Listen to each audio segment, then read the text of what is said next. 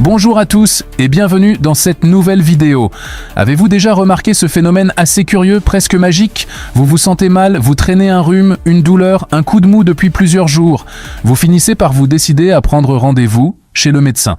Vous appelez le secrétariat, vous notez la date et l'heure dans votre agenda. Et là, chose étrange, quelques heures après, parfois même instantanément, en raccrochant le téléphone, vous commencez déjà à vous sentir un peu mieux. La douleur semble moins vive, l'énergie remonte doucement. Pourtant, vous n'avez vu aucun médecin, pris aucun médicament.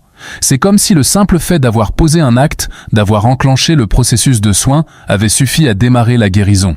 C'est de ce pouvoir extraordinaire de notre corps et de notre esprit que nous allons parler aujourd'hui. Nous allons explorer ensemble pourquoi et comment notre organisme est capable de commencer à se réparer lui-même bien avant la moindre intervention médicale. Mais avant de plonger dans le cœur de ce sujet fascinant, je tiens à poser une base essentielle, un avertissement capital. Cette vidéo a pour but d'explorer et de comprendre les mécanismes prodigieux de l'auto-guérison. En aucun cas, et je pèse mes mots, elle ne doit être interprétée comme une incitation à arrêter un traitement médical prescrit par un professionnel de santé. Certains médicaments sauvent des vies, les médecins sont des alliés précieux. Ce que nous allons décrire aujourd'hui est un phénomène complémentaire, une force intérieure que nous possédons tous, mais qui ne remplace en rien l'expertise et la nécessité de la médecine moderne. Le but est de comprendre comment notre corps et notre esprit collaborent pour peut-être mieux accompagner notre propre guérison, main dans la main avec notre médecin. Alors, que se passe-t-il réellement dans notre corps et notre tête à ce moment précis où l'on prend rendez-vous ? La première chose qui entre en jeu, c'est une dimension purement psychologique, la reprise de contrôle. Lorsque nous sommes malades ou que nous ressentons une douleur, nous sommes dans un état de passivité, de vulnérabilité. Nous subissons une situation désagréable sur laquelle nous avons l'impression de n'avoir aucune prise. Cette sensation d'impuissance est extrêmement stressante pour notre organisme. Le stress chronique, on le sait aujourd'hui, libère des hormones comme le cortisol, qui, à long terme, peuvent affaiblir notre système immunitaire.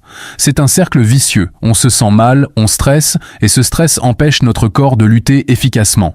Le simple fait de décrocher le téléphone pour prendre rendez-vous est un acte qui brise ce cercle. C'est une décision. C'est la première étape active vers la résolution du problème. En faisant cela, nous passons du statut de victime passive à celui d'acteur de notre propre santé. Nous envoyons un message très puissant à notre cerveau. C'est bon, je m'en occupe, la solution est en route. Cette reprise de contrôle a un effet quasi immédiat sur notre état mental. L'anxiété diminue, le sentiment de désespoir s'estompe et il est remplacé par un sentiment de soulagement et d'espoir. Pensez à une autre situation. Vous avez une pile de factures à payer qui traînent sur votre bureau. Chaque fois que votre regard se pose dessus, vous ressentez une boule au ventre, un poids. Le jour où vous décidez de vous y mettre, de tout trier et de planifier les paiements, même avant d'avoir payé le premier centime, vous ressentez déjà un immense soulagement. Le poids a disparu. C'est exactement le même mécanisme qui se produit pour notre santé. L'action chasse l'angoisse. Et lorsque notre état psychologique s'améliore, notre corps suit le mouvement. C'est la connexion corps-esprit, une réalité que la science explore de plus en plus sérieusement. Un esprit apaisé et optimiste favorise un terrain physiologique beaucoup plus propice à la guérison. Cela nous amène au deuxième point, sans doute le plus fascinant, notre cerveau est la plus puissante des pharmacies. Il est capable de produire des substances chimiques bien plus efficaces que certains médicaments, et ce, sur simple demande. Ce phénomène est souvent associé à ce qu'on appelle l'effet placebo. Le mot placebo a parfois une connotation un peu négative, comme s'il s'agissait d'être dupe, de croire à quelque chose de faux. Mais c'est une vision très réductrice. L'effet placebo n'est pas juste dans la tête, il est dans le corps tout entier. C'est la démonstration la plus éclatante que nos croyances et nos attentes peuvent modifier notre biologie de manière concrète et mesurable. Quand vous prenez rendez-vous chez le médecin, vous activez une croyance profonde. La croyance que vous allez être aidé, que vous allez guérir. Le médecin représente une figure d'autorité, de savoir et de soin. Le simple fait de savoir que vous allez bientôt le consulter déclenche dans votre cerveau une cascade de réactions neurochimiques. Votre cerveau, anticipant la guérison, commence à libérer des endorphines. Les endorphines sont nos opiacés naturels, des molécules qui ont une structure et des effets très similaires à ceux de la morphine. Ce sont de puissants antidouleurs et elles procurent une sensation de bien-être. C'est pour cela que la douleur peut sembler s'atténuer. Votre cerveau a tout simplement produit son propre analgésique. Il y a eu des études absolument incroyables à ce sujet. Par exemple, des chercheurs ont administré à des patients souffrant de douleurs post-opératoires ce qu'ils pensaient être un puissant antidouleur, mais qui n'était en fait qu'une simple solution saline, un placebo.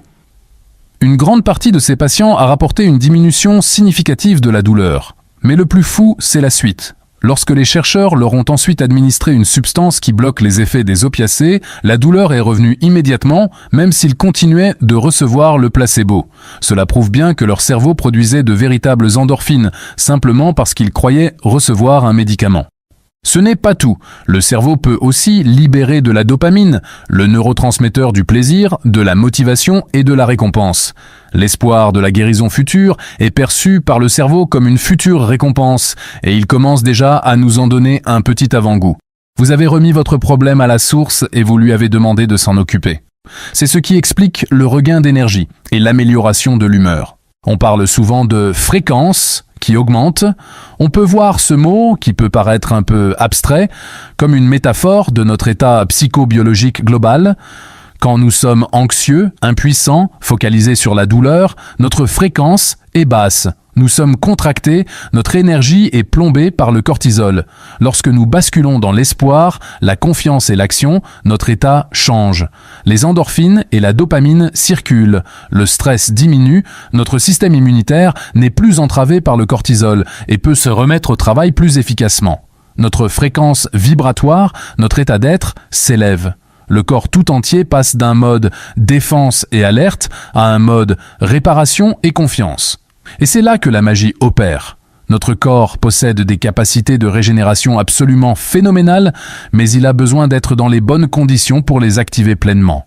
Un état d'esprit positif et confiant est le meilleur environnement que nous puissions lui offrir. Il faut bien comprendre que ce mécanisme n'est pas réservé aux grands mots. Il se produit constamment pour les petites choses de la vie. Un mal de tête après une journée difficile? Parfois, le simple fait de se dire « ce soir, je prends un bain chaud, je lis un bon livre et je me couche tôt » peut suffire à le faire disparaître avant même d'avoir mis le pied dans la baignoire. Pourquoi? Parce que vous avez pris une décision de soin. Vous avez activé la croyance que vous alliez prendre soin de vous et le corps a anticipé ce soulagement.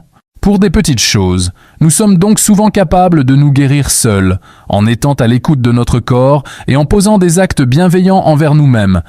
Mais parfois, pour des choses plus sérieuses ou plus installées, nous avons besoin d'un coup de pouce extérieur. Nous avons besoin d'un déclic. Et ce déclic, c'est souvent le passage chez le médecin. Le médecin, par son écoute, son diagnostic, sa prescription, vient valider et renforcer notre croyance en la guérison. Il donne à notre cerveau la permission officielle de lancer toutes ses forces dans la bataille.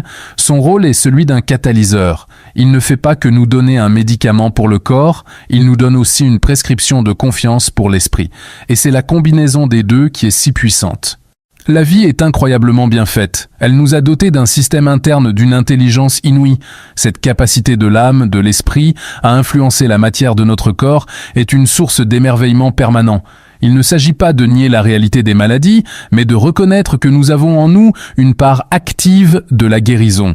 Nous ne sommes pas juste une mécanique qui tombe en panne et qu'il faut réparer de l'extérieur. Nous sommes un écosystème complexe où nos pensées, nos émotions, nos croyances et nos cellules dialoguent en permanence. Prendre conscience de ce pouvoir, c'est se redonner de la puissance. C'est comprendre que chaque pensée positive, chaque acte de soin envers soi-même, chaque moment d'espoir n'est pas juste une idée en l'air, mais une véritable instruction biochimique que l'on envoie à notre corps. Alors la prochaine fois que vous vous sentirez mal et que vous prendrez rendez-vous chez votre médecin, soyez attentifs. Observez ce qui se passe en vous dans les heures qui suivent. Accueillez ce premier soulagement non pas comme une coïncidence bizarre, mais comme la preuve magnifique que votre corps et votre esprit ont déjà entendu votre décision et se sont mis au travail ensemble pour vous ramener vers le bien-être. C'est la première étape, le signe que la magie miraculeuse de la vie est déjà à l'œuvre en vous. Voilà ce que je voulais partager avec vous aujourd'hui. Dites-moi en commentaire si vous avez déjà vécu cette expérience, ce sentiment de mieux-être juste après avoir pris un rendez-vous médical. Racontez-moi comment cela s'est manifesté pour vous. Votre témoignage est précieux et pourra aider d'autres personnes à prendre conscience de ce phénomène. Et si ce genre de sujet sur les pouvoirs cachés de notre corps et de notre esprit vous intéresse et que vous voulez continuer à explorer ces thèmes avec moi, la meilleure façon de me soutenir est de vous abonner à la chaîne, d'activer la petite cloche pour ne manquer aucune vidéo, de mettre un pouce en l'air si ce contenu vous a plu et surtout de le partager autour de vous. C'est grâce à vous que la communauté grandit chaque jour. Prenez soin de vous, la vérité dérange. À très vite pour une prochaine vidéo et n'oubliez jamais, tout ce qu'on vous raconte n'engage que vous.